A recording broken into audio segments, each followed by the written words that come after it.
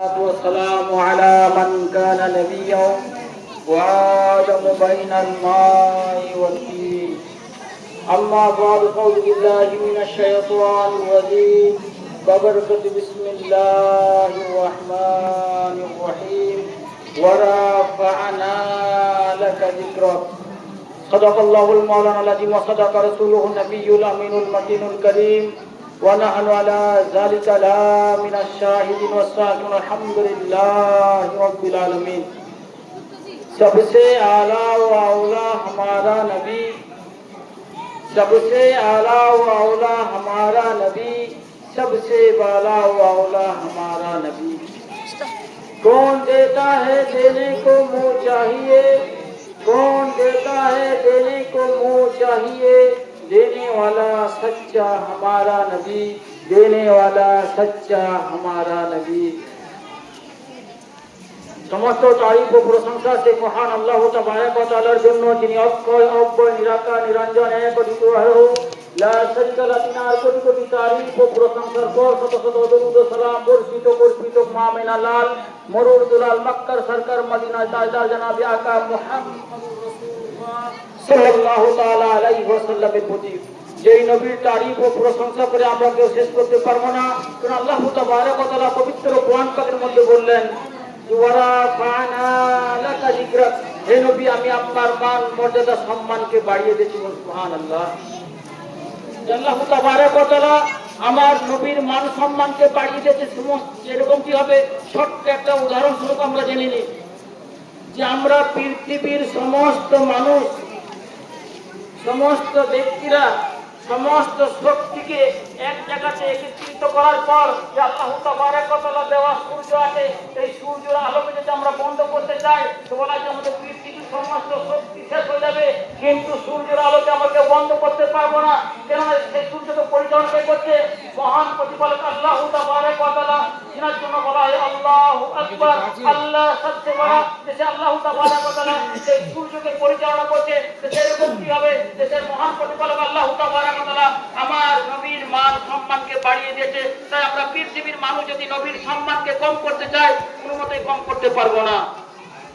কেন আল্লাহ তাবারক ওয়া তাআলা আমার নবীর মান সম্মানকে বাড়িয়েছেন এবং সেই নবীর খুশির আবির্ভাব 12 রবিউল আউয়াল আমরা পালন করে থাকি। কিসের জন্য?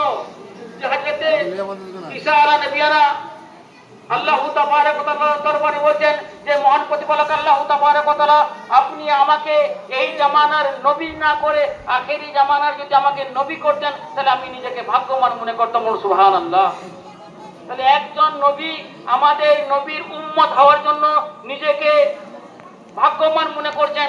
আজ আমাদের বর্তমান যুগের মধ্যে কিছু মানুষ বেরিয়েছে, তারা বলছে যে নবীর মিলাদ, নবী দিবস পালন করা যাবে না। নবীর জামানাতে ছিল না। তাদেরকে জিজ্ঞাসা করবেন যে মসজিদের মধ্যে রান্না করে নবীর জামানাতে কোথায় ছিল? নবী আবার দ্বীন ইসলামকে প্রচার করেছে না খেয়ে না দে, পেটের মধ্যে 1 নয় 2 নয় 7 দিন ধরে বলা হচ্ছে অনাহারে দ্বীন ইসলামকে প্রচার করেছেন, দ্বীন ইসলামের দাওয়াত ও তাবলীগ দিয়েছেন। কিন্তু আজকালকার কিছু মুসলমান বেরিয়ে গেছেন যে মসজিদের মধ্যে সুন্দরভাবে রান্না করে খেয়ে যাচ্ছে, যে মসজিদে নামাজ পড়তে গেলে নিজের মধ্যে একটা দুঃখ ভাব হয় যে আদা রসুন পেঁয়াজ সমস্ত জিনিসের একটা গন্ধ ভাব রয়েছে। যে আদা রসুন পেঁয়াজ খাওয়ার পর মসজিদের নামাজ পড়তে, মসজিদে প্রবেশ করতে মাকরুহ বলা হচ্ছে, সেগুলোকে রান্না করা হচ্ছে। তাহলে সেগুলো তাদের লক্ষণে নবী আমার ইসলাম ধর্মের জন্য কত মেহনত করেছেন, তার হাদিস কুরআন সমস্ত জিনিসকে লক্ষ্য করুন। যে নবীর মান সম্মানের জন্য মদিনার সমস্ত ইমানদার ব্যক্তিরা এক কথায় বলা যেতে আছে যে বলবেন যে মক্কার বুকের মধ্যে একজন ইমানদার ছিল না, তার জন্য তারা নবীর সম্মান করেনি। 12 রবিউল আউয়াল করা হয় কিসের জন্য? নবীর সম্মানের জন্য। তো মক্কার বুকের মধ্যে যে নবী এসেছিলেন, মক্কাতে বলা হচ্ছে যে সমস্ত ব্যক্তিরাই কাফের ছিল, তাই সেখানের মধ্যে তারা নবীর সম্মান করেনি। কিন্তু ওই জায়গাতে আপনি মদিনাকে তাকিয়ে দেখুন, যখন মদিনার ব্যক্তিরা শুনতে পেয়েছেন যে নবী আমার মক্কা থেকে হিজরত করে মদিনার মধ্যে আসবেন, তো বলা হচ্ছে প্রতিদিন তারা মদিনার সেই মক্কা থেকে আসার রাস্তা আছে, সেই রাস্তায় ওনারা অপেক্ষা করতেন যে নবী আমার কোন সময় থেকে আসবেন। তার জন্য মদিনার সমস্ত বাচ্চারা এটাই বলতো আরবি ভাষাতে যে তালাল বদরু আলাইনা মিন সানিয়াতিল বিদাই ওয়াজাবা শুকরু আলাইনা মা দালিল্লাহি দাই।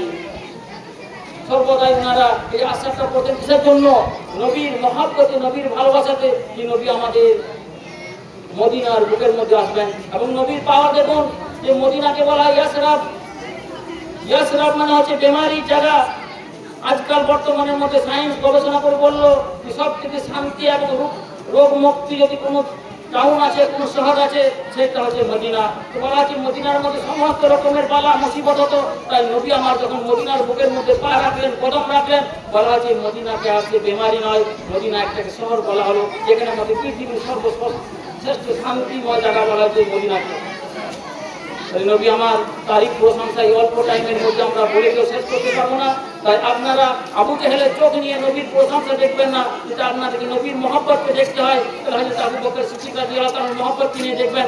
আপনারা যদি নবীর মহব্বতকে দেখতে হয়, তাহলে তোমরা ফারুক রাদিয়াল্লাহু তাআলার মহব্বতকে তাকিয়ে দেখবেন। আপনারা যদি নবীর মহব্বতকে দেখতে হয়, তাহলে হযরত উসমান গনি রাদিয়াল্লাহু তাআলার চোখ দিয়ে দেখবেন।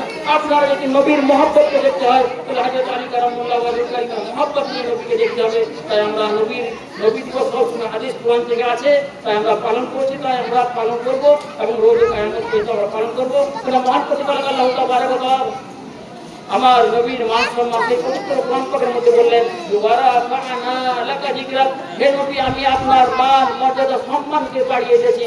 তাই আমরা সেই নবীর মান সম্মান সর্বদাই সর্বসময় করতে থাকবো। এখানের মধ্যে আমার বক্তব্য কি করছি, ওয়া মা আলাইনা ইল্লাল বালাগ। আলহামদুলিল্লাহি রাব্বিল আলামিন। আসসালামু আলাইকুম ওয়া রাহমাতুল্লাহি ওয়া বারাকাতুহু।